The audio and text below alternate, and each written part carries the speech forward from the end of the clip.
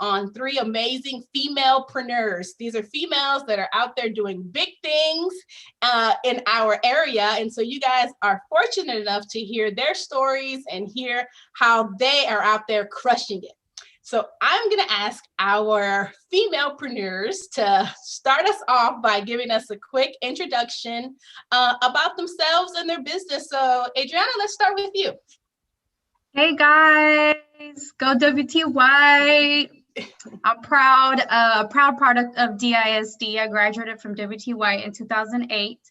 I am an educator in DISD, but I also own a vegan Mexican ghost kitchen here in North Dallas, Rellenas LLC. So that's a little bit about me.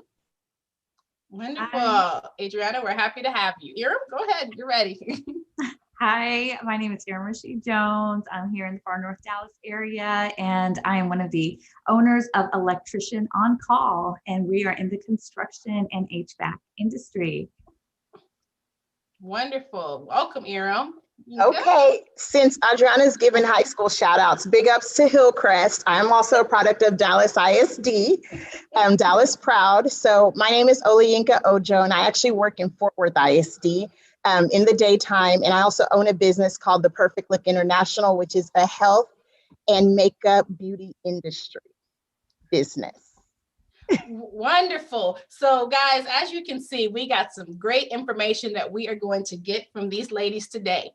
So let's get started. Let's jump into some questions. So you guys have talked about high school, high schools that you went to. So let's start there. What did you guys want to be when you were little? That's a great question. I'll go first. When I was in high school, I wanted to be a doctor. And I think the main reason I wanted to be a doctor is because I wanted to help people. So I always knew that whatever I did, I was going to be in a position to help people. And I think I fulfilled that in my full-time career as an educator, because I get to help teachers and coaches and especially children, because that's the ultimate goal. And also in the beauty and hair industry, I think one of the things that attracts me to it is that, you know, women, of course, they want to feel beautiful and look good, but it gives me an opportunity as a ministry to talk about our real beauty lies on the inside and to really empower and encourage other women. Love that. Love that. Who's next? What you want to be when you were little? Well, I'm not originally from Dallas, so I was in New York City. So, you know, shout out to anyone who's a New York City transplant from Jamaica, Queens. All right, so that's me. But I wanted to be a teacher, and that's because that's like the only thing I knew. And what is crazy is because I had that mentality, like I want to learn really deep. I want to be really good at it. And then I'm going to turn around and teach someone else so they can help me, or we can be better at it together. I like carry that through the entire time with me. So I didn't become a teacher teaching students, but I definitely became an educator in the field of construction. Awesome. Adriana. Man, okay. So I actually didn't have any idea what I wanted to do in high school. In fact, months before graduation, I was told, hey, you're not going to graduate. And I was like, what do you mean? And turns out I had to do a lot of work. I did a lot of online work and was able to graduate on time and walk. And at that point, then I realized that I had to get serious. You know, I didn't have the best grades, so I didn't apply for scholarships because of my grades. I didn't even think about college at all. So I think the last few months of high school is when I really started to think, what am I going to do to take care of myself? So that's where I was in high school. I love that. I love that. Adriana, I'm going to stay with you then, because you did end up going on to college. I know this for a fact. That's where we met back then. But you did end up going on to college and becoming a teacher. When did that entrepreneurial bug bite you, where you said, I want to run my own business? Well, like I said before, I didn't have access to scholarships because of my grades. So one of the actually top tips that I wanted to give today is that in my mindset, I was thinking like an immigrant. And with that, I just want to tie back to a book called Self-Made by Nelly Galan. She was actually the president of entertainment for Telemundo, and she's a current producer. And thinking like an immigrant meant for me, what can I do to get money right now? So while I was in college, I was actually running side hustles, selling dresses, doing some photography. I was actually like doing local modeling as well. And I really tried to do as much work as I could to get funds to support my college education. So I guess that sort of came out of need, to be honest. I love that. I love that. What about you, Erin? When did that entrepreneurial spirit start to bubble up? Just hearing Adriana of, well, I guess I started out as an entrepreneur in high school because I was threading girls' eyebrows. So people were like coming to me for like eyebrows and trims. And then they knew I, could wordsmith or grammar check some of their stuff. So I really started there. So when we talk about side hustles, but I also knew how to count my money, which was very, very important, that I wasn't spinning my wheels. And so when I knew that it was easy to apply any skill set that I thought I was a little bit better at than like everyone else, I started gaining confidence in that. So I just wasn't thinking like, oh, a boss has to be someone that works in a building with a nice office. So that changed my perception of what it meant to be an entrepreneur. And so it started back then. And then throughout my life, I just continued to apply my natural abilities, like things and skills that I've picked up along the ways. I was listening to people as well when they would go, I think you're really good at this. And instead of going back and going, nah, I'm not good at that, I was like, maybe I really am good at that. Maybe I need to polish it up. And every time I did, I noticed that people would come to me more and go, can you do this for me? And that was what carried me through. So fast forward 23-ish years later, I own 6 businesses at the end of the day in Dallas, and one that's national all across the United States. So, it definitely starts off with finding your talent and making sure you're brave enough to expand that even further. That's awesome. So eyebrows and grammar. That sounds like a business in itself. That sounds like that's how I'm going to shelf that idea. And here's the thing, high school, in high school it's hard. We're writing a lot of papers. We're having to do a lot of different things. So when I say grammar and stuff, I'm talking about that rough draft when people are like, I have no idea how to write this paper. I was the one mind mapping it for you guys, but you guys were the one writing the papers. Okay. Okay, be very clear, students. Make them write the paper. You can check it and then do their eyebrows while you do it. Exactly. So there you go. That way, if the paper is not successful, at least it's they look on good. you.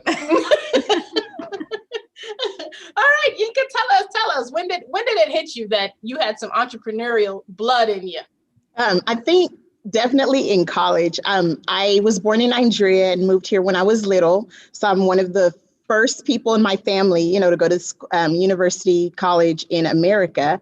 So as a result of it, being immigrants, my parents didn't have a lot of money to send me when I was at school, and I went to a very expensive private school. So I had to hustle to, I like to have nice things. And on Sunday nights, the cafeteria was closed. So you had to fend for yourself. So I actually learned how to braid my sister's hair when I was at home. So I used that as something to start doing. So like most of the football players, I would do cornrows for them before the games. Then some of the other girls in the dorm, I would do like sew-ins and just different hairstyles. And I think it just started from there and just involved to a lot of other things as I got older. I love that. And I kind of want to stay with you real quick, Yinka, because we hear the term like side hustles all the time. Like we have these things that we're doing that bring in a little bit of income, but we don't always make the jump to say, you know what, this is a business. Like this is entrepreneurship, really. And I know a lot of our students listening may have some things going on. Can you talk a little bit about kind of going from that, the girl who's braiding hair, and realizing like, this is a business. This is something that I can really invest in and really like take it on full time, like a job. Yes. I think after college, from doing that, I got into selling Mary Kay, and that also continued to inspire me because I saw a lot of women that were very successful. I think that was my first exposure to seeing entrepreneurial women was when I joined Mary Kay team. And I realized, because at first it was the struggle of, okay, do I have to give up my career because I enjoyed being in the education field? But I finally found the healthy balance. And here's the thing, whatever you want to do, you chase your dreams and your goals.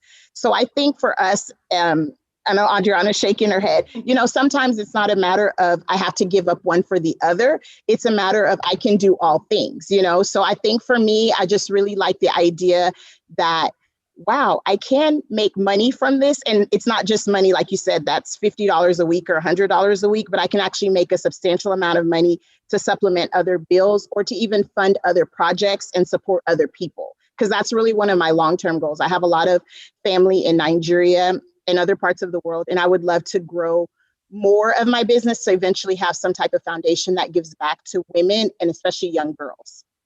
Oh, I love that. I love that. Any of our other panelists like to add anything to that? Yeah, I really like where we're going with this. I really feel like, you know, as an entrepreneur, you can decide how small and how big your business is going to be, and you decide what it is that you're capable of doing or want to do. So also as a teacher, I said, oh no, I'm gonna have to leave teaching because I love cooking and I love culture and I love sharing that with people and I love making money, you know, but you don't have to give that up. You have to set a range for yourself. Is this something that I want to do alongside a career that I'm passionate about, or is this something that I want to do long term? It's all on you and what you want, but you have to have a plan. That's so true. Can I add one thing, Adriana, kind of sparked is, you know, as an entrepreneur, you know, when you're highly skilled, that's one role that you wear, right? That's one hat that you wear. But then as a business owner, as an entrepreneur, you also have to see the overview of your business. So you are really tapping in and giving your full self. So it's definitely not for the weak. It's definitely not for those that want to, you know, maybe do things halfway. You have to be all in, and you have to understand that you're going to always wear two hats at the same time, at minimum, two hats at the same time. One is what you're making or what you're doing, what your service is, and the other one is how do I keep making money by doing this? So thank you, Adriana and Olianka, for bringing that up. Very, very good. We have a question from a student. A student wants to know, how do you come up with the ideas of what it is that you wanna create, that you wanna invest in, that you wanna build? Adriana, I follow you on Instagram, so I want you to talk a little bit about how you came up with your restaurant idea and the influences that go into that. Yeah, so with me, honestly, 4 years ago, you know, I was like eating some tablitas. My dad was on the grill, and my sister is vegan, which means that she doesn't eat any animal products. And I was like, you're crazy for that. Like, you know, Latinos can't do that because we love tacos and we love everything that has meat in it. And from that day on, I challenged myself to cook vegan, plant-based. And then on my page, I would post it on Instagram, which you can monetize, by the way. I know you guys as high schoolers use Instagram. I would post recipes and I said, you know what? This is very unique. There's not a lot of people selling vegan Mexican food right now. I'm going to do it. So from there, I just started, you know, creating these dishes. I started putting them online. I started to become part of a community. I started really looking at my resources, free resources, because there's plenty out there. There's community colleges who have business support that is free. You can reach out to people who are already business owners. Please do not send them an IG message like, how do I complete my taxes for so and so and so? Don't say anything like that. Reach out to them charismatically and communicate and say, hey, I'm really interested in this business. Would it be possible for me to shadow you? Or would it be possible for me to come in and talk to you? And reach out to people. So I have a lot of students, because I'm also a teacher, that say, Ms. Soto, when I grow up, I'm going to work really, really hard so I can get the big house and the big car. And, you know, I'm also a really big history buff, and we have to think about, for example, my husband's family. He's 5th generation here in the United States, Mexican American. Back way back when, his grandmother, Mexican American, didn't have the ability to get the same jobs as other people could. So I tell my students, it's not because your family didn't work hard, it's because there was a lack of resources. So with that being said, you need to reach out and find free resources, reach out to your community and find something that's going to help you. Do not be afraid to ask questions. People are going to say no. People are going to ignore you, but you need to ask those things.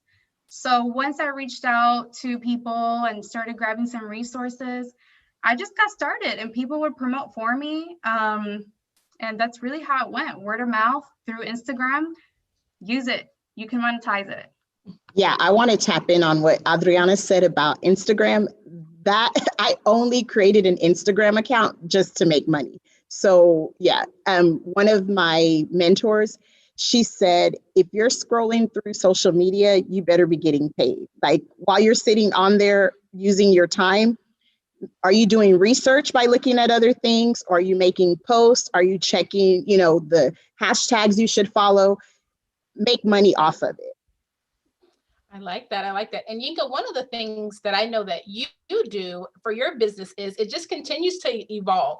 It's like, I have makeup. Now I'm adding hair. Now I'm adding purses. Now I'm adding jewelry or whatever.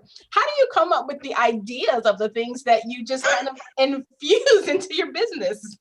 Half of it is madness.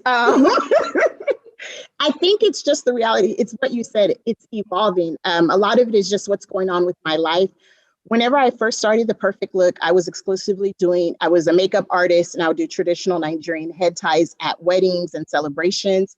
When I first started that business, I wasn't married. I didn't have kids. So it was easy for me to get up and be gone all weekend doing events.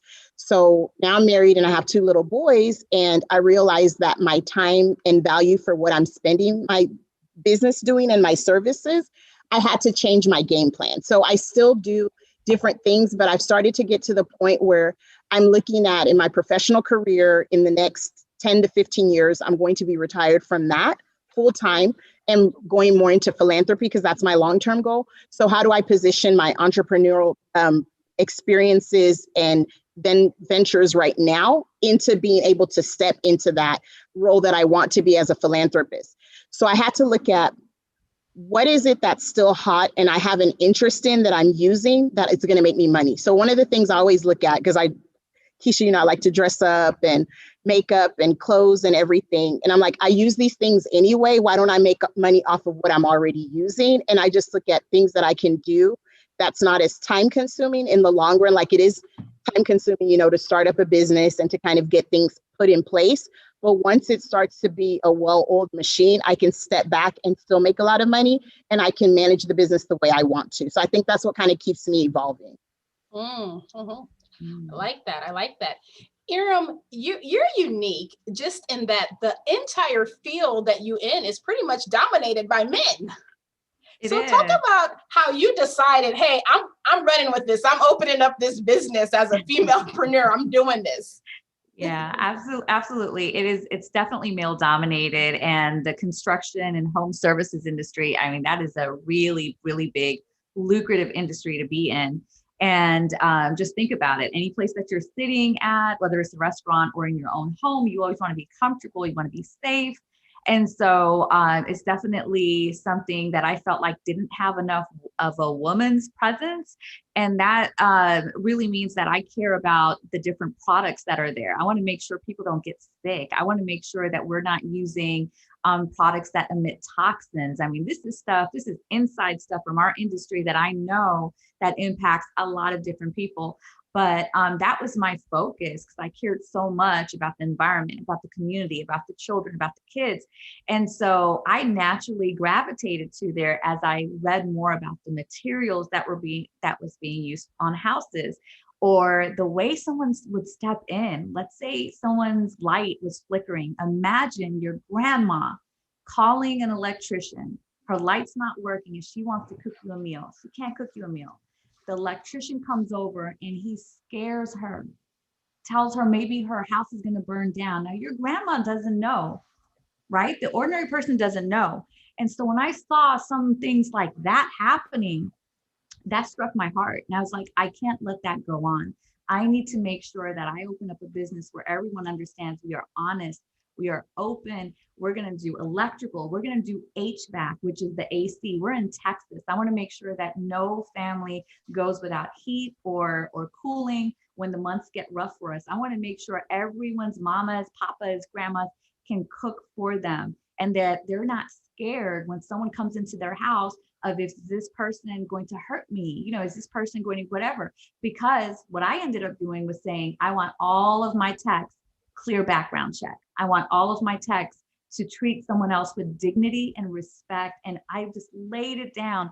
And fast forward 20 years later, we are like one of the top #1 electrical and HVAC companies in Dallas. And we are a saturated market. And that really started up with my lenses and my eyes going in saying, I don't ever want anyone to have this type of experience that just ruffles me up, you know, if you think about it. And I think that that is what really has allowed us moving forward, is being so reliable and earning that reputation with everyone else. So, you know, that's really what speaks to us. And we're socially responsible. So, Alyanka, I love how you mentioned about philanthropy. Once you get to a certain point and you make enough money, what I'm going to say, you're probably going to laugh, but there's no difference between making $5 million and $10 million. It isn't. It's the same lifestyle. I hope everyone listening to me has that problem one day where you go, I don't know, my $5 million or $10 million. But the purpose behind me saying that is eventually you want the community to get better. You want to make some good impact there. And so once you get there, you got to do it. You got to be a socially responsible entrepreneur to make that happen. And that was the long-term, long vision for me 20 years ago. And every step of the way, we planted that seed to go on through. That's great, Iram. And I love how hearing from all of you guys, you know, when you ask, sometimes when you ask students about if they're interested in entrepreneurship, the #1 reason they'll give is because they want to make a whole lot of money.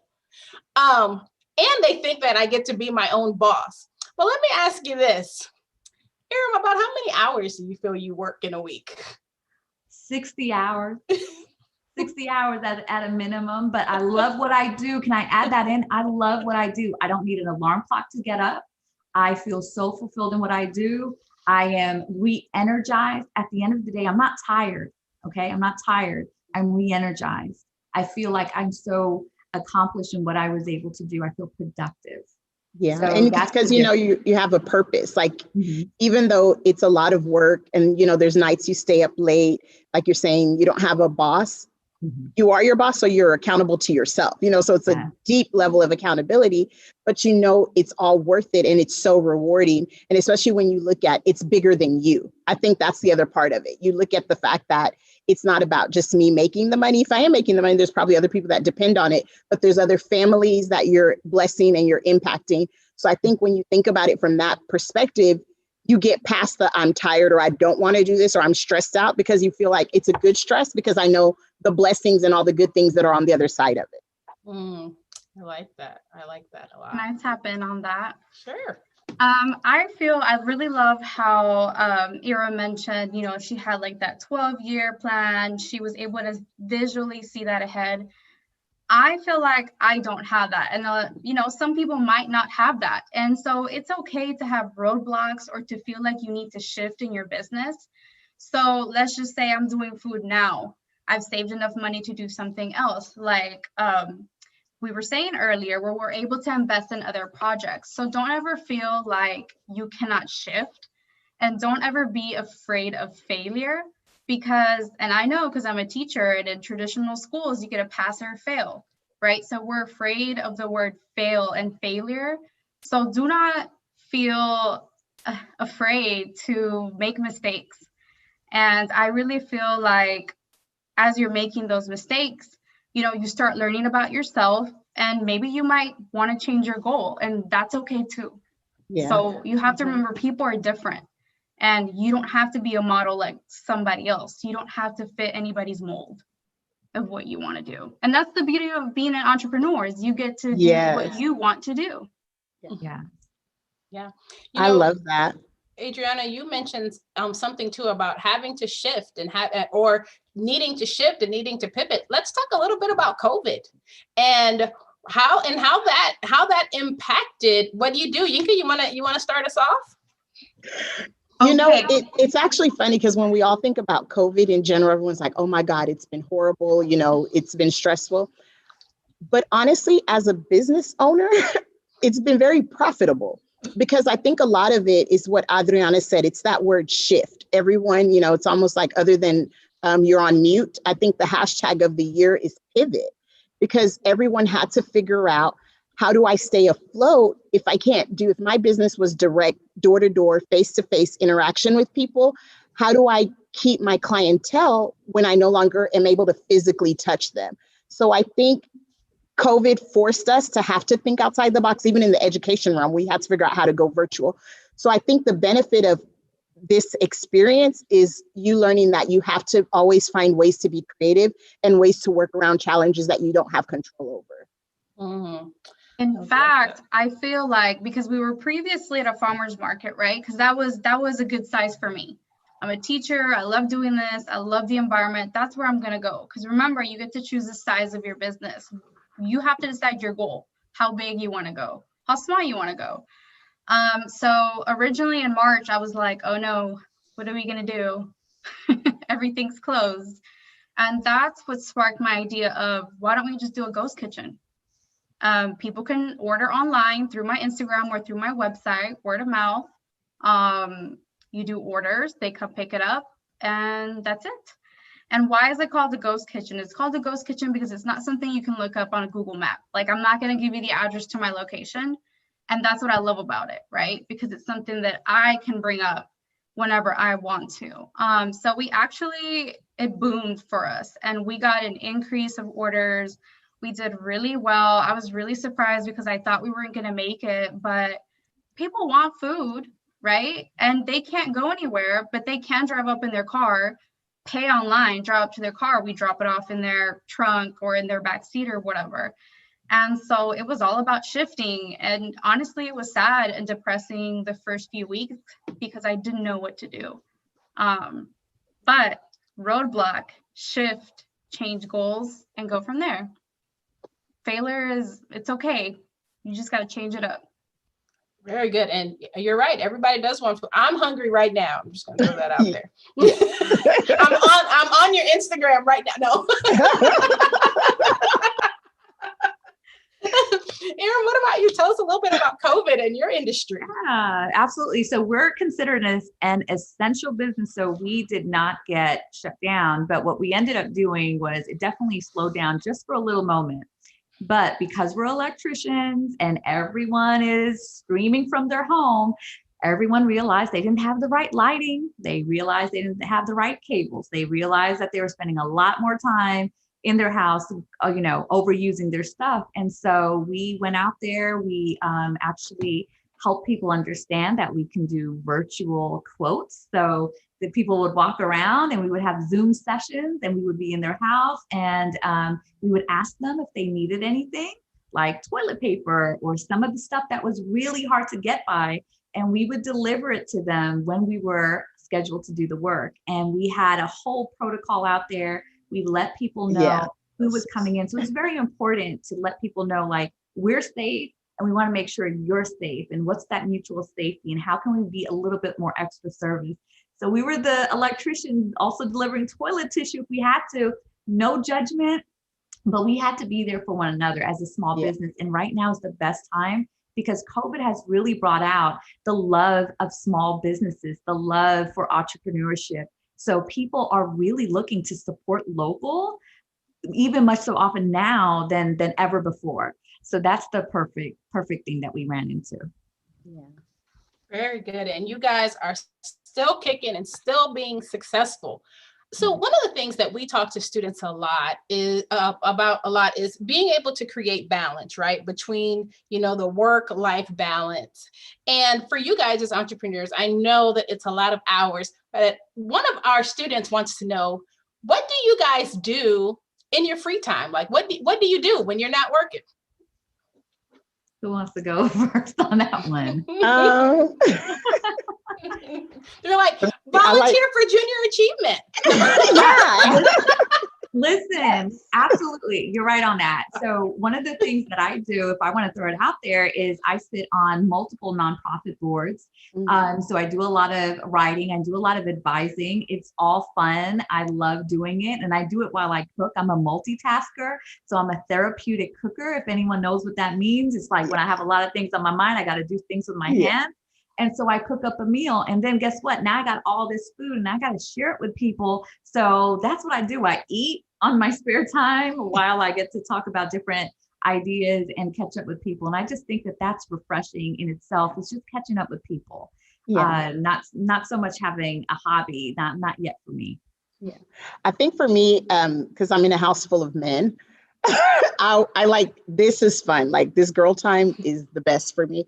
I love, similar to, I like speaking at my church, similar to this. I love working with young girls because I think it's so important to have positive young role models that are encouraging, especially, I know, just transitioning to America, being a Nigerian American, just having people that understand that path and being able to guide along that path. I just like hanging out with people. I like just being a positive, encouraging person. I like having fun. I love dancing. I definitely love to dance. I have one DJ that I really like that hasn't thrown a party in a while. So hopefully we'll have one of those virtual jam sessions soon. She's talking about me, guys.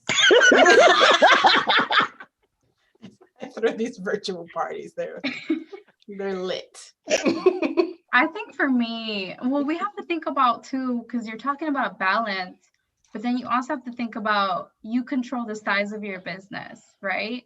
And as your own boss, you can also control the hours. So you have to think about what your goal is, right? Like, do you want to be famous for, and being on the cover of a magazine? Do you want to have millions of dollars? Or is your goal to have leisure time? And that's my goal. Okay. So for me, I just like to relax, honestly, just do my own thing. I like to be kind of away from people. I'm sort of like an introvert sometimes. So I like to be with myself. And that's why you really have to think about the size of your business and when you want to operate and what type of business is flexible for you to do that. So you have to think about what works for you. So I don't know, balance, you have to make time for yourself. That's a priority. And what I'm hearing in that, Adriana, is just like the introspection, right? Like as your entrepreneurial ideas are starting to flow, it's just take some time to self-reflect and be introspective about who you are and what it is that you actually want. We have a question from a student. How have or do you guys deal with the haters? Ooh, can we? Yes, let's go there. The people that told you you're never gonna make it, or and all of that stuff. How do you? Iram, go ahead. Number one. Iram's had some haters, guys. All the time. Number one, you don't listen to them. They're not on your level. You cannot talk about your dreams, your skills, your ambitions with people that don't even see you for that. And it's not because maybe they're not a hater because they don't see you or they don't want the best for you. Maybe they're just not there. They don't see it for themselves. So they're not going to see it in you. So stop discussing your plans on what you're going to do with someone that is not going to support it. Okay. So only positive energy and vibes around. If you know that there's a hater, guess what? Don't rub what you're doing in front of that hater's nose. That's just my opinion. Work in silence, let your results show them what you're doing. And that's it. Okay. So for example, if they're like, girl, what you been up to? Oh, nothing. I've been up to nothing. And then when they Google you on Instagram and see what's going on, it's a different story. Okay. And if they're able to rise up to the occasion, they are. But sometimes your haters need time to space out. They need time to see what you're able to do. And you can actually win them over later, but that's on them. It has nothing to do with you, okay? Don't let that cloud up where you're trying to go. Yeah, just like Iram is saying, it's just don't give those people your time and energy. And it's easier said than done, especially for high school kids, right? And even for adults. But just do not give them any energy. Focus on your tribe and the people that support you. When you have that, it's a beautiful thing. And if you don't have that, that's going to happen too. And you have to be your own support system. You have to know how to support yourself and love yourself and be independent and be okay with solitude sometimes. Nika, you want to add anything? No, I think my girls got it covered. I mean, that was just perfect. Yes, girl power. Yes, very, very, very good. So we have a question from another student that wants to know, so often we hear how difficult it is to be a female and be an entrepreneur. Have you guys experienced any kind of gender related biases or challenges that you guys can share? And how did you overcome them if you have? So I'm going to say a couple of things. Number one, the three people you see here, along with millions of other women, are trailblazing the path for you. It's going to be easier for you. I guarantee it. It's going to be easier for you. This is why we're working so hard. This is why we're here today. This is why we do what we want to do. And so your path will be easier. I promise you that. Okay. That is what we're doing for you. Number two, you are always going to walk into a room with someone who is going to size you up, and they're going to think that you are a little less of what you can offer. Okay. I want you to carry that in your heart. Okay. Because what you're going to do is you're going to use that as fuel. All right. To make sure that you're the best, the brightest, and the hardest worker in that room. Even if they try to ignore you, they can't. You know why? Because you're the hardest worker in that room or in that industry or on that block or whatever it is, right? That you're in that space. So you have it much easier. You're going to be able to do it. Know that you're coming into a battle that we have to battle every single day as well, right? But you're coming into it. But guess what? You know what you're up against. They don't. You got the upper hand. I want you to kind of flip that around. You got the upper hand because you know how they're sizing you up. They don't know what you're carrying. They don't know your skill sets. So you're going to be much, much better off. Yeah, I mean, that was it right there. And I think the reality of it is it's even more powerful because as women, we already have so many challenges against us. And sometimes, when you think about a man who's an entrepreneur, no one ever says, oh, he's balancing being a husband. He's balancing being a dad. He's balancing being a brother. Nobody ever says that. He's balancing being a son. Like, do you ever hear that? No. But for us, it's such like, oh my God, look at all that she's balancing on top of now she's having a business. And I think that's what just makes it so beautiful and so wonderful. Lately, especially with the new presidency, regardless of political position, like said, we're trailblazers. Look at what's going on in the national level of our country right now. We're about to have the first female vice president who's of, African, Caribbean descent, who's of Pacific Island, Asian descent. She's making history, and she has a quote that she says, and all of a sudden I'm just like, wow, I think I'm going to take that and run with it.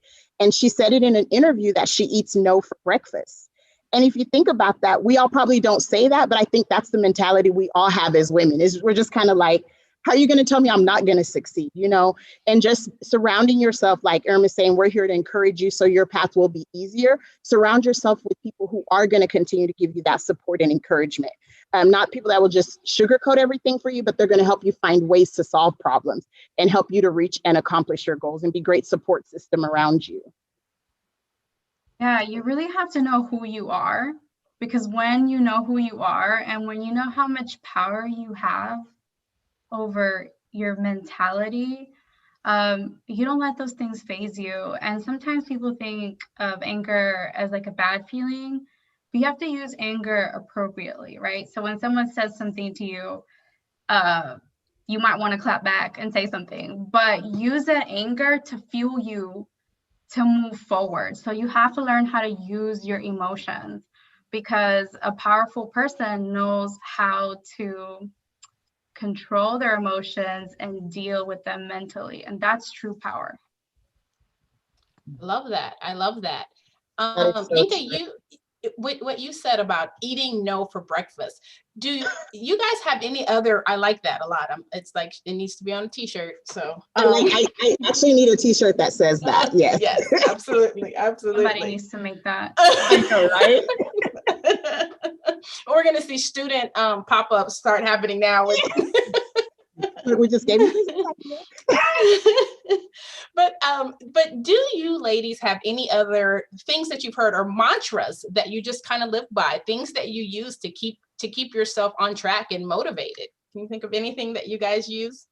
I think for me, when I was a teacher, I had a sign inside like when you were leaving the classroom, so you saw it as you walked out, and it always said, all things are possible.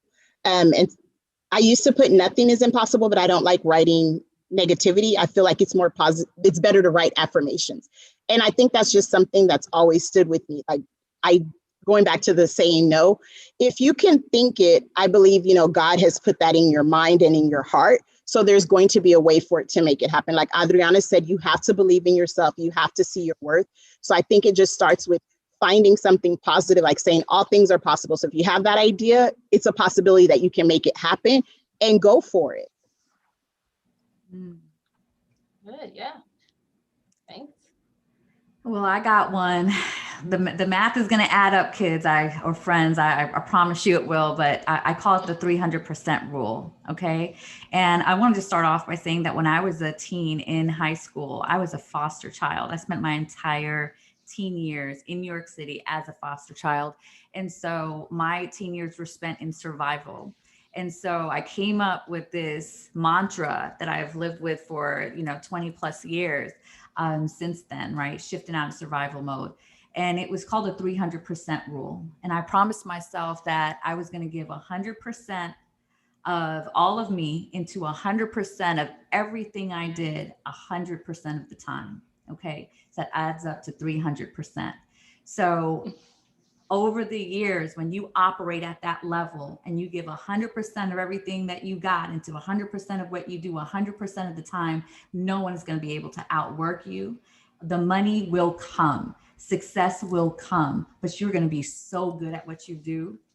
Even if they underestimate you, you don't underestimate yourself. So set yourself up and understand that you have so much unlocked potential that you just have to let out. So I hope that inspires you to work at your 300%.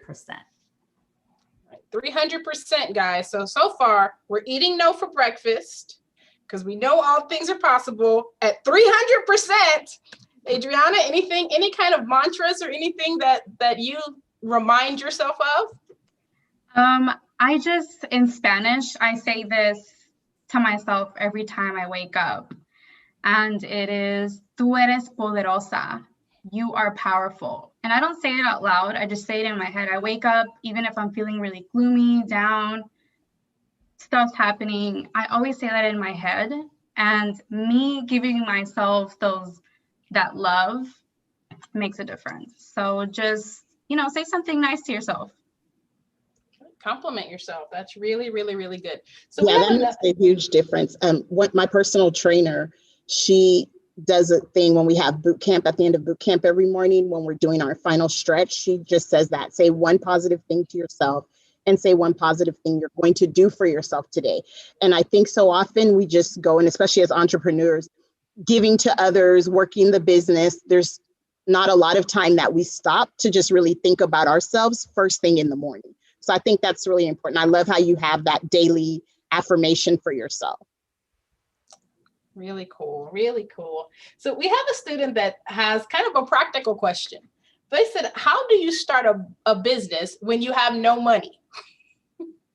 So how do you put together some funds or some ideas or recommendations you guys could have for a person that says, I want to do this, but I'm broke?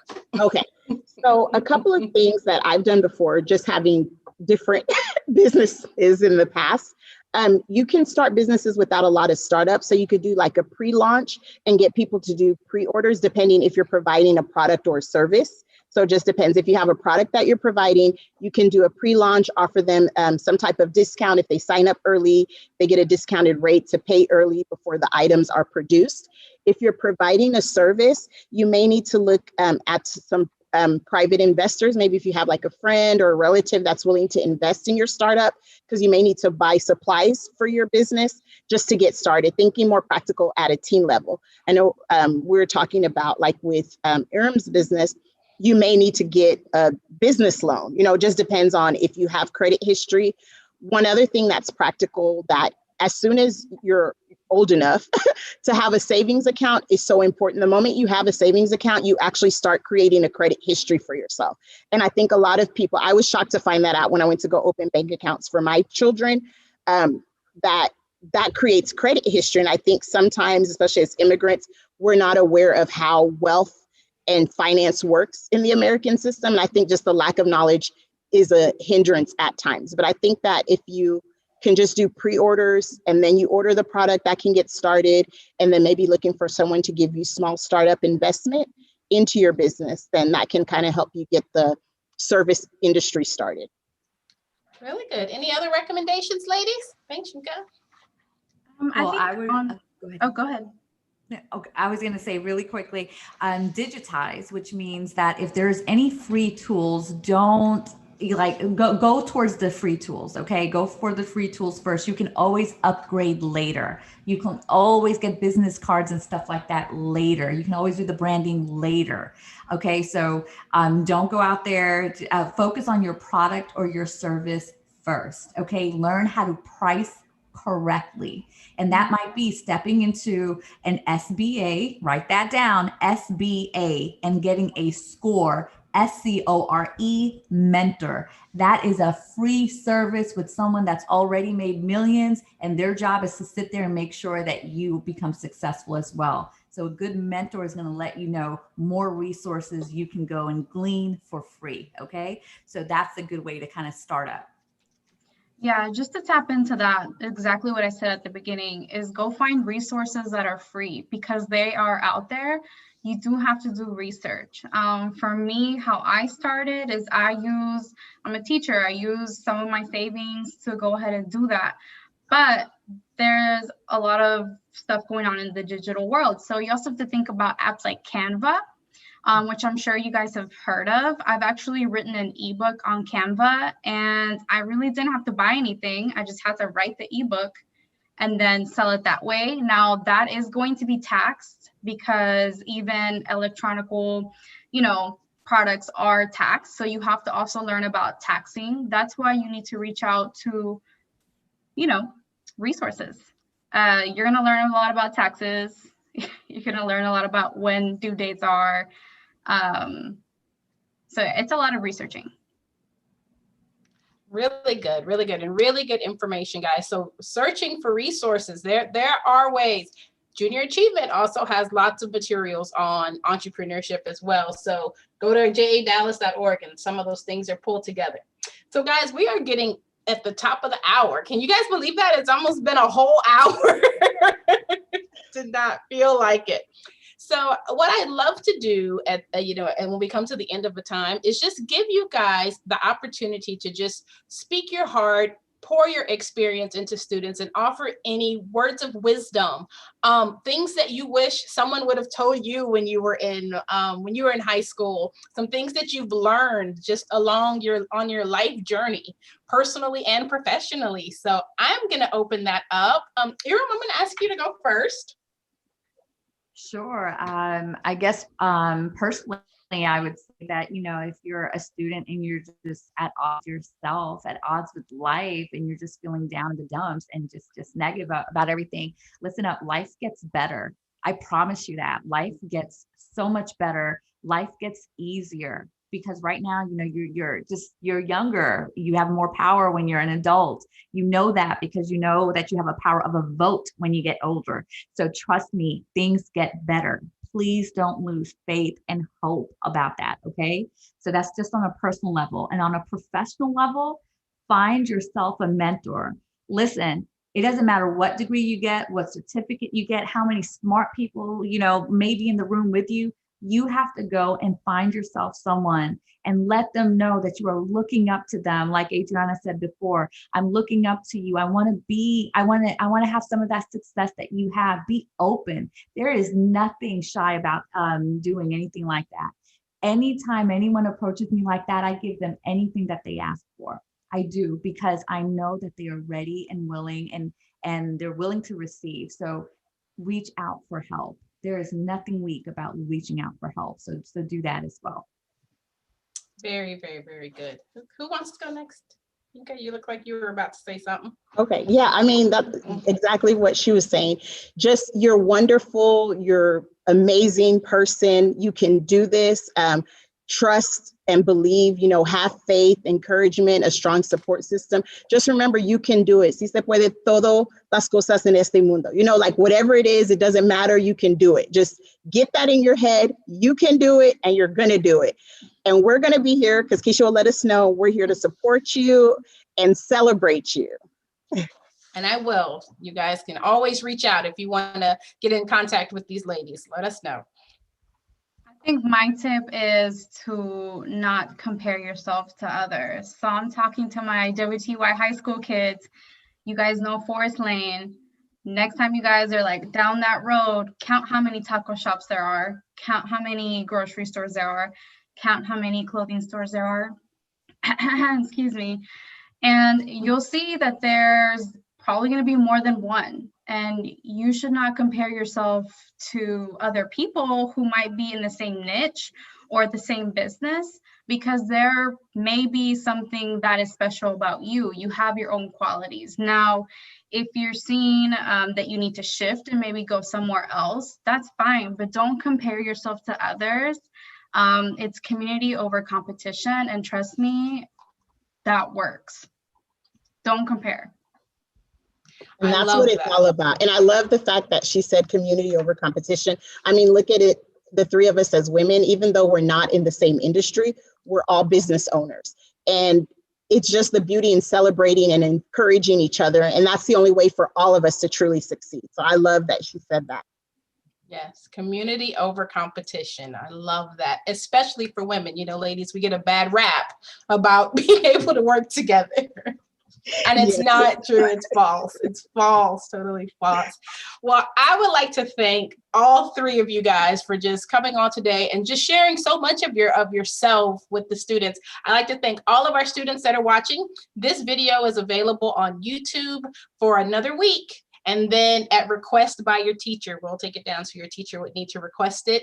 But to our panelists, we celebrate you guys. This is your week, your Global Entrepreneurship Week, guys. So tell someone you need dinner or presents. We'll all go to Adriana's. Right? We'll all go to Adriana's, and we'll hit her up and go get some vegan Mexican food. But again, thank you guys so much for taking the time to do this today. And I appreciate you guys. So